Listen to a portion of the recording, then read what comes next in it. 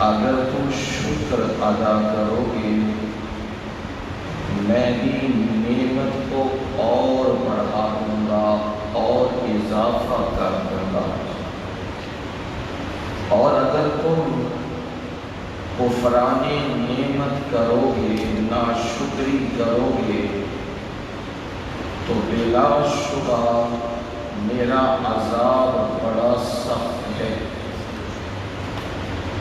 قرآن مجید اللہ تعالیٰ کی بہت بڑی نعمت ہے، اور یہ اس کا فضل اور اس کی رحمت ہے کہ اس نے ہمیں یہ گھڑیاں میسر فرمائی کہ ہم قرآن مجید سن رہے ہیں، سماعت کر رہے ہیں، یہ اس کا انعام اور فضل ہے۔ تو یہ جو نعمت ملی ہے اس کا شکر ہے۔ اگر یوں ہی شکر ادا کرتے رہیں گے اللہ تعالی نعمت کو اور بڑھاتا جائے گا، اور اگر ناقدری کرو گے، ناشکری کرو گے، قرآن کو چھوڑ جاؤ گے، بھاگ جاؤ گے، یا کہو کہ تھک گئے ہیں، یا کہو کہ اک گئے ہیں، یا کہو ٹائم نہیں ہے، یا کہو کہ کام کاج زیادہ ہے، یا کہو یہاں تراویح لمبی ہوتی ہے، تو یہ کفران نعمت ہے۔ جب تم یہ کرو گے پھر رب کیا کرے گا؟ تمہارے دل کے اندر سے قرآن کی محبت ہی نکال دے گا۔ تمہاری زندگی گلیوں میں، سڑکوں میں، چوراہوں کے اوپر بھٹکتی پھرے گی اور تمہیں کوئی فائدہ نہیں ملے گا۔ اس لیے اللہ کا شکر ادا کیجیے۔ اور میں یہ سوچ رہا تھا اس کا کتنا کرم ہے، کتنا فضل ہے۔ اس نے بہترین جگہ دی ہے، بہترین فرش ہے، اوپر پنکھے لگے ہیں، گرمی کا احساس بڑا ہے تو کولر چلا دیے گئے ہیں۔ یوں ہی سمجھیں کہ جنت میں بہاریں اٹھ رہے ہیں، موجیں ہیں، قرآن بھی خوبصورت مل رہا ہے، جگہ بھی بہترین ہے، جنت کا باغ ہے، اور پھر ہوا بھی چل رہی ہے۔ تو یہ اس کی اتنی نعمتیں ہیں، اتنی نعمت ہے، ہم اسے شمار ہی نہیں کر سکتے۔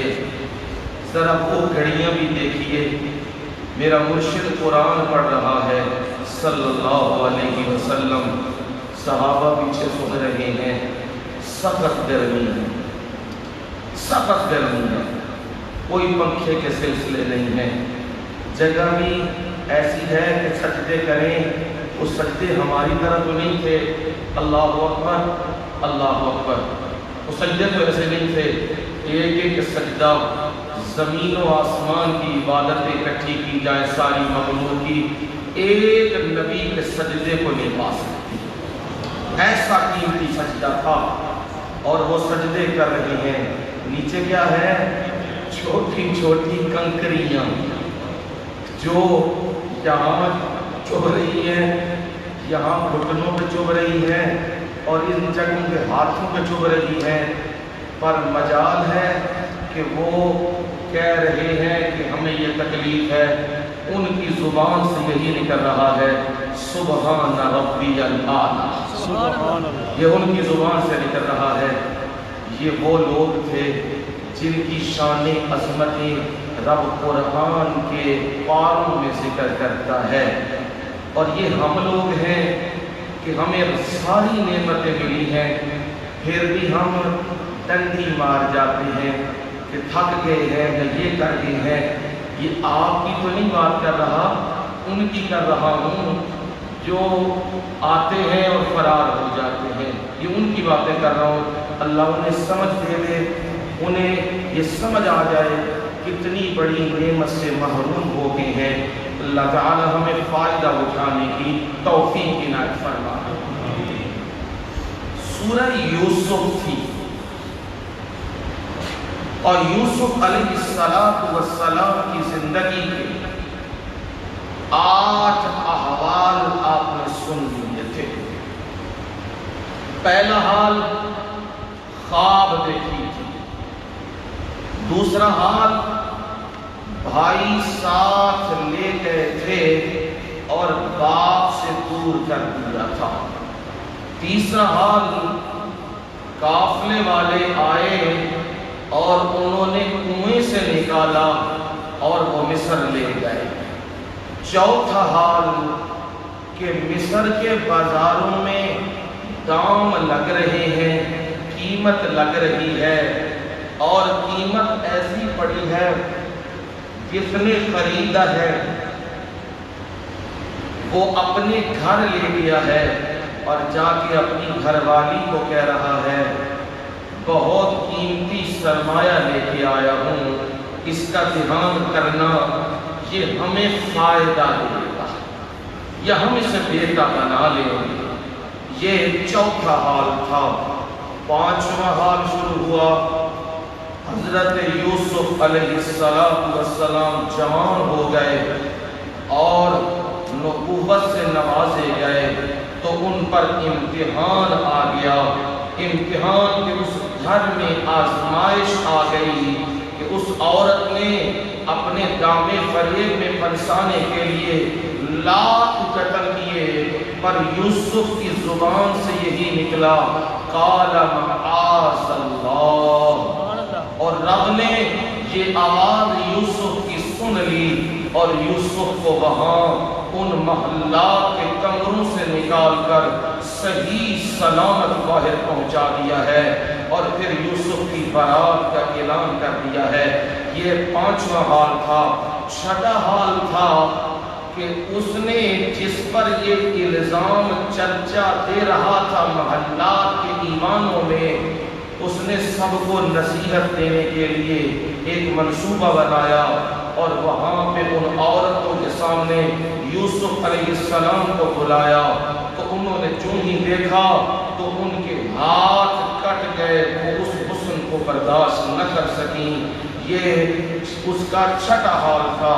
ساتواں حال تھا یوسف علیہ السلام نے ان کے مکر و فریب سے بچنے کے لیے رب سے دعا کی تھی، میرے مولا مجھے جیل پسند ہے، مجھے یہ گناہ پسند نہیں ہے، مجھے یہ برائی پسند نہیں ہے، میرے مولا میں خائن نہیں بننا چاہتا، میرے مولا مجھے قید میں پہنچا دے۔ رب نے دعا سن لی ہے اور یوسف علیہ السلام کہاں جا پہنچے ہیں؟ جیل میں جا پہنچے ہیں۔ ساتواں حال وہاں سے شروع ہو گیا۔ یوسف علیہ السلام کے ساتھ دو قیدی تھے، انہوں نے خواب کی تعبیر پوچھی۔ یوسف علیہ السلام نے خواب کی تعبیر دینے سے پہلے اپنے مالک کی بات بتلا دی ہے۔ مالک کی بات یہ ہے میرے قید کے ساتھیوں، کیا جدا جدا رب بہتر ہے یا ایک رب بہتر ہے جو زبردست ہے؟ یہ مسئلہ بیان کیا، مسئلہ توحید کھولا۔ یوسف علیہ السلام نے اپنے غم بھول گئے، اپنی تکلیف بھول گئے، رب کی توحید کو نہ بھولے، جیل میں سنایا۔ وہاں سے رب نے پھر نکلنے کے اسباب بنا دیے۔ اسباب یوں بنے۔ آٹھواں حال شروع ہو گیا۔ عزیز مصر یعنی مصر کا بادشاہ، اسے خواب یہ آئی، 7 موٹی گائے ہیں اور 7 دبلی پتلی ہیں، 7 سرسبز گوشے ہیں، 7 سوکھے ہیں اور وہ کھا رہے ہیں۔ اس کی تعبیر اپنے درباریوں سے پوچھی ہے۔ انہوں نے کہا ساڈا کام ہے روٹیاں کھانا، مال اکٹھا کرنا، ساڈا کام تعبیراں دینا، یہ تو علم والے دی گلاں نے، سانو نہیں یہ پتا، یہ نہیں سانو آندے۔ اور جو وہاں سے رہائی سے نکلا تھا اسے دماغ میں یاد آ گئی، ہم نے جیل میں تعبیر پوچھی تھی ایک بندے سے، تعبیر 100% بالکل فٹ ہوئی تھی اور میں بچ گیا تھا اور دوسرے کو پھانسی لگ گئی تھی، تعبیر تو وہی بندہ دے گا۔ کہا مجھے موقع دے دیجئے، میں جاتا ہوں تعبیر لاتا ہوں۔ وہ گئے اور جا کے بڑا عجیب جملہ بولا، میں کل بھی تذکرہ کر چکا ہوں، جب میں یہ جملہ بولتا ہوں میرا دل پاک ہو جاتا ہے، روح تازہ ہو جاتی ہے۔ جاتے ہی کہا یوسف ایھا الصدیق، سبحان اللہ، یہ جملہ بولا، عجیب جملہ ہے، او سچے یوسف تیریاں سچائیاں وہ میں دیکھ چکا ہوں، یہ معاملہ سامنے آیا ہے، ذرا تعبیر دے۔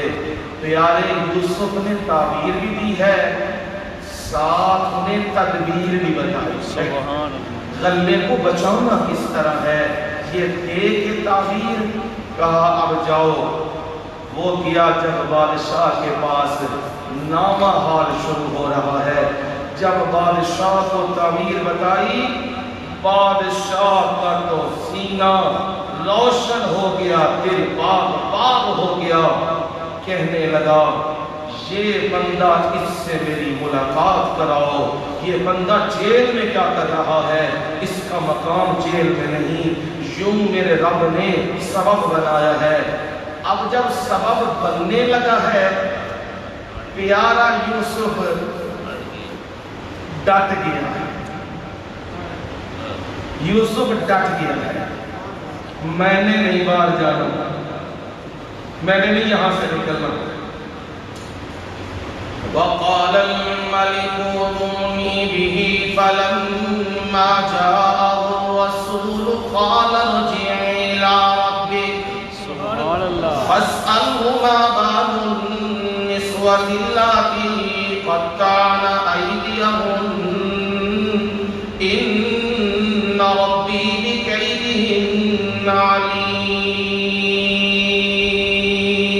سبحان اللہ، وہ بادشاہ، قال الملک، بادشاہ نے کہا ائتونی بھی، اسے میرے پاس لاؤ۔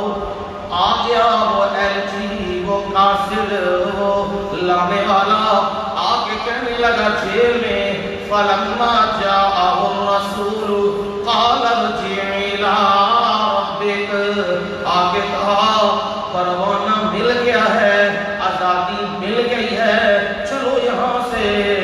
اب میرا یوسف کیا کہہ رہا ہے، قال ارجع إلى ربك، سبحان اللہ، جا یہاں سے اور اپنے بادشاہ کے پاس جا اور اسے پوچھ، فاسألہ ما بال النسوة اللاتي قطعن أيديهن، ان عورتوں کا کیا معاملہ ہے جنہوں نے اپنے ہاتھوں کو کاٹ دیا تھا، ذرا اس معاملے کی تفتیش چاہیے۔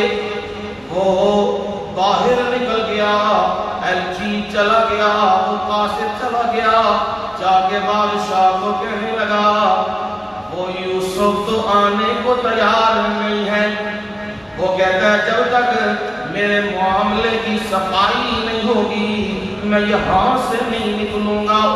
میرے مرشد نے فرمایا صلی اللہ علیہ وسلم، یوسف بڑا صابر بندہ تھا، اس کے پاس وہ قاصد آیا اور یوسف پیارے نے کہا میں نہیں جاؤں گا، خدا کی قسم اگر میں ہوتا تو میں فوراً نکل جاتا، لیکن یوسف بڑا صابر بندہ تھا، کہا میں تو نہیں جاؤں گا۔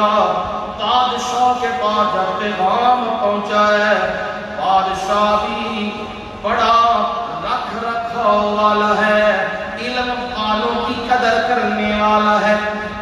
اللہ ایسے بادشاہ عنایت کرے جو اہل علم کے قدردان ہوں، ہمیں ان بادشاہوں سے بچائے جن کے ارد گرد کنجریاں اور طوائفیں اور ناچ اور گانے والے اور بےہودہ لوگ ان کے ارد گرد ہوں۔ اللہ ایسے بادشاہوں سے ہمیں محفوظ رکھے۔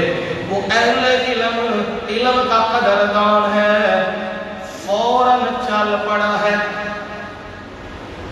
حکم دیتا لے آؤ یوسف کو اٹھا کے، تو یہ بھی تو ہو سکتا تھا، پر یہ علم کی توہین تھی، علم کا قدردان تھا، جیل کے اندر چل کے آیا ہے، ساری افواج بھی سپہ سالار بھی ساتھ ساتھ ہیں، جیل کے اندر آ گیا ہے، آ کے عدالت لگ گئی ہے، فوراً آرڈر جاری کیا ہے ان عورتوں کو بلواؤ، عزیز مصر کی بیوی سلیخہ کو بھی بلا لو اور باقی جتنی عورتیں اس محفل میں تھیں جن کے ہاتھ کٹے تھے انہیں بھی بلا لو یہاں پر۔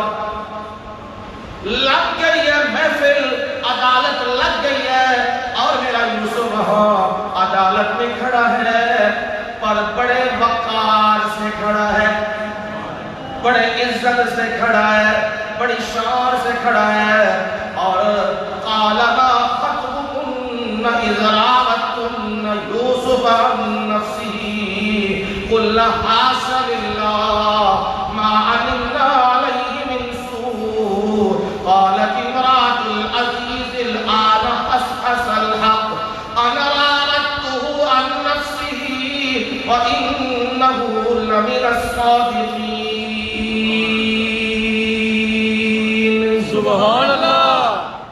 کہنے لگا وہ کیا معاملہ تھا تم عورتوں کا، ذرا بتلاؤ وہ معاملہ کیا ہے۔ اذ راوتن یوسف عن نفسه، جب تم نے یوسف کو ورغلایا وہ کیا معاملہ تھا۔ اب گواہی آنے لگی ہے سب کی طرف سے۔ قال ما خطبكن اذ راوتن یوسف عن نفسه قلنا حاش للہ۔ سب بول پڑی ہے، عمرا، وزراء، مشیر، ایم این اے، ایم پی اے، بڑے بڑے اشرافیہ، ان کی گھر والیاں اور شہزادیاں وہ بولنے لگی ہے پاکی تو اللہ کے لیے ہے، ما علمنا علیہ من سوء۔ سبحان اللہ۔ ہم نے اس یوسف میں کوئی برائی نہیں دیکھی۔ سبحان سبحان اللہ۔ ایسی گواہیاں تو پھر پیغمبروں کی ہوتی ہیں۔ جب منظر دیکھا کہ معاملہ کھل گیا ہے، اب زلیخا بھی بولی انا راودتہ عن نفسہ، میں نے ہی اسے ورغلایا تھا، میں نے ہی اس پہ ڈورے ڈالے تھے اور یہ بے قصور ہے، اس کو کوئی بھی اس کا قصور نہیں۔ انہو لمن الصادقین۔ سبحان اللہ۔ بادشاہ کے سامنے، حکومت کے عمراء، وزراء، مشیر، ان کے سامنے یہ اعلان کر دیا یوسف پاک صاف ہے۔ سبحان اللہ۔ جو پاک صاف ہوتے ہیں انہیں NRO کی ضرورت ہے۔ یہ اپنے ڈرامے ہیں، یہ ان کے اپنے ڈرامے ہیں۔ جب وقت آتا ہے اسے پانی سے دھوتے ہیں، صاف کرتے ہیں، لباس پہناتے ہیں، شیروانی پہناتے ہیں، کرسی پہ لا کے بٹھا دیتے ہیں، تعریفوں کے پل شروع کر دیتے ہیں۔ جب وہ بات نہیں مانتا اس کے سوال کا وقت شروع ہوتا ہے، پھر جہان کے سب تو بڑا چور وہی ہوتا ہے۔ یہی ہمارے ملک کا دستور ہے۔ انہوں بھی لگ سمجھے ہو، ادنا بھی یہی ہونا ہے، ادھر کوئی بدتر ہونا ہے۔ یہ ہمارے ملک کا حال ہے کہ جو مفادات کے پیرے نہ دے اس کے ساتھ یہی، اور جو بات مان جائے اسے کیا ملتے ہیں؟ اسے NRO ملتا ہے اور اسے بڑا مقام اور رتبہ ملتا ہے۔ پر میرے یوسف کو NRO کی ضرورت نہیں، میرا یوسف پاک ہے اور پاکی کے اعلان سب کے سامنے ہو رہے ہیں۔ اب میرا یوسف کیا کہنے لگا؟ ذَلِكَ لِيَعْلَمَ أَنِّي لَمْ أَخُنْهُ بِالْغَيْبِ۔ سبحان اللہ۔ بڑا عجیب جملہ ہے، غور سے سننا۔ میں یہ کام کرنا نہیں چاہتا تھا، میں یہ کام کرنا نہیں چاہتا تھا۔ کسی کی عزت، ناموس اس پہ پردہ پڑا ہوا ہے تو پردہ پڑے رہنا چاہیے۔ آپ نے فرمایا من ستر مسلمن ستر اللہ یوم القیامہ، جو کسی مسلمان کے عیب پر، گناہ پر پردہ پوشی کرتا ہے، چھپا لیتا نگاہوں پہ پردے ڈال دے گا۔ سبحان اللہ یہ میرے مرشد نے فرمایا نبیوں کی تعلیم یہی ہے، پر یوسف نے سارا معاملہ کیوں کھول دیا ہے؟ اس لیے کھولا ہے اب یوسف باہر جا کے بڑا مقام لینے والا ہے، تو صاف ہونی چاہیے، بلیغ نہیں ہونا چاہیے، الزام نہیں ہونا چاہیے۔ اور دوسری بات، جس گھر میں میں رہتا تھا میرا مالک مجھے بازاروں سے خرید کے لایا تھا اور اس نے پال پوس کے مجھے جوان کیا، میں اسے بتلانا چاہتا ہوں میں نے تیرے پیٹھ کے پیچھے خیانت نہیں کی ہے۔ نعرہ تکبیر اللہ سبحان اللہ تعالی ہمیں بھی یہی چیز عنایت کرتے۔ دنیاوی مالک ہے لیکن پیارا یوسف کیا کہہ رہا ہے؟ میں نے اس کا نمک کھایا ہے، اس نے مجھے بازاروں سے اٹھایا ہے، مجھے گھر میں لے آیا ہے، مجھے جوان کیا ہے اس نے۔ میں آج یہ بتلانا چاہتا ہوں میں نے تیرے پیٹھ پیچھے کوئی برائی نہیں کی، کوئی خیانت نہیں کی۔ اللہ اپنی رحمت سے ہمیں یہ وصف عنایت فرمائے۔ آمین۔ بندے جو احسان کریں، نیکی کریں، ان کے گھروں میں بھی کبھی خیانت نہ کرو۔ اور جو مالک تمہیں رزق دے رہا ہے، جو مالک تمہیں جوانیاں دے رہا ہے، جو مالک تمہیں اولادیں دے رہا ہے، اس کے ساتھ بھی کبھی خیانت نہ کرو۔ میں نے یہ معاملہ اسی لیے کیا تھا، میں معاملہ کھول دینا چاہتا تھا، میں نے اس کے پیٹھ کے پیچھے کوئی خیانت نہیں کی ہے۔ باقی میں بھی انسان ہوں اور میں تمہیں بتلاتا ہوں ما ابرئ نفسی ان النفس لامارۃ بالسوء الا ما رحم ربی۔ سبحان اللہ۔ میں اپنے آپ کو پاک صاف نہیں سمجھتا، ہر بندے کے ساتھ نفس لگا ہے، امارۃ بالسوء، جو اسے کیا کرتا ہے؟ برائی کا حکم دیتا ہے، کہتا ہے کر گناہ، کون دیکھنے والا ہے؟ کر گناہ، کر لے، خیر میں رہے، ہر بندے کے ساتھ ہے۔ بچتا کون ہے؟ الا ما رحم ربی، سبحان اللہ۔ جس پر میرا رب رحم کر دے وہی بچتا ہے، باقی کوئی بچنے والا نہیں۔ اس لیے میں نے معاملہ کھولا۔ بادشاہ کہنے لگا قال الملک اتونی بہ استخلصہ لنفسی۔ بادشاہ کہنے لگا بڑے عزت و اکرام کے ساتھ اسے لے آؤ، میرے دربار میں لے آؤ، آج کے بعد یہ میرا مشیر خاص۔ سبحان اللہ۔ سبحان اللہ۔ رب کی قدرت کا پتہ لگا کہ متصرف اور کارساز اللہ ہے۔ دیکھو جیل سے اٹھایا ہے اور مصر کے محلات تخت پہ پہنچا دیا اور مشیر خاص بنایا ہے۔ کس کو؟ یوسف کو، اہل علم کو۔ یہ جملہ یاد ہے، کس کو؟ اہل علم، قرآن کا علم، وحی کا علم، جو وحی آتی تھی اس کا علم جانتا تھا، اسے مشیر بنایا ہے۔ ملک ترقی کی راہ پہ گامزن ہو ہے، اور اگر دوسرے آ جائیں تو پھر ملک تباہ ہو جاتے ہیں۔ میرے یوسف نے بھی اب مانگ لیا ہے، قال اجعلنی علی خزائن الارض، مجھے خزانے کی چابیاں چاہیے، وزارت خزانہ چاہیے۔ کیوں جی؟ مولویاں دا کی کام میں وزارت خزانے نال، دین والے دا کی کام میں وزارت خزانے نال، کیمبرج دے پڑھے ہوئے، آکسفورڈ دے پڑھے ہوئے، انہوں دا کام میں خزانے نال۔ کہا نہیں، خزانے کو سنبھالنے والے کے لیے دو خصوصیات ہیں اور وہ مجھ میں موجود ہیں، انی حفیظ علیم۔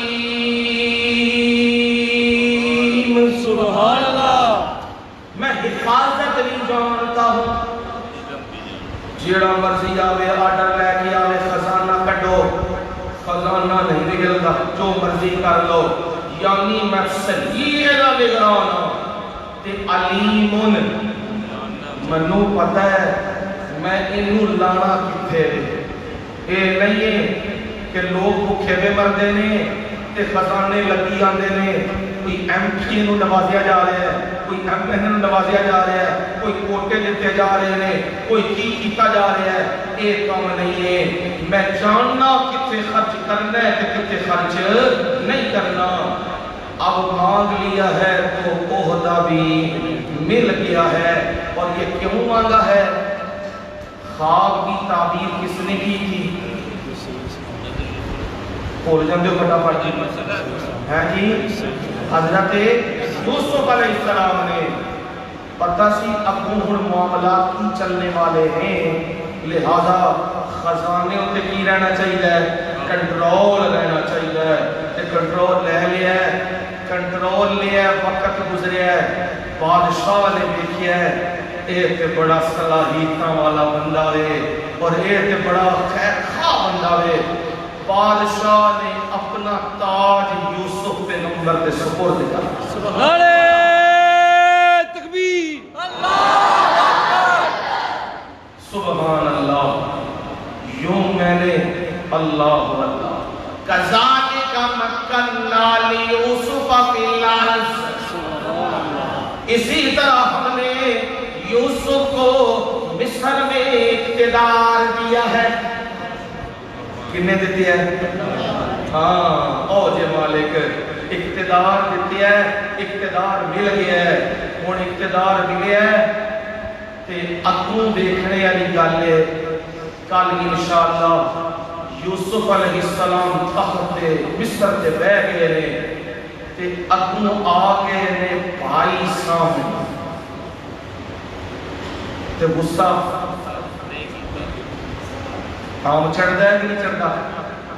جن اسی وجہ نال تکے پہ پہ کے جیلاں کٹ کٹ کے آج آئے نے اس مقام تے او سامنے کھڑے نے تے اگلا منظر کی ہویا ہے کہ یوسف علیہ السلام کا اقتدار کیسا تھا اور اقتدار کیسا ہونا چاہیے۔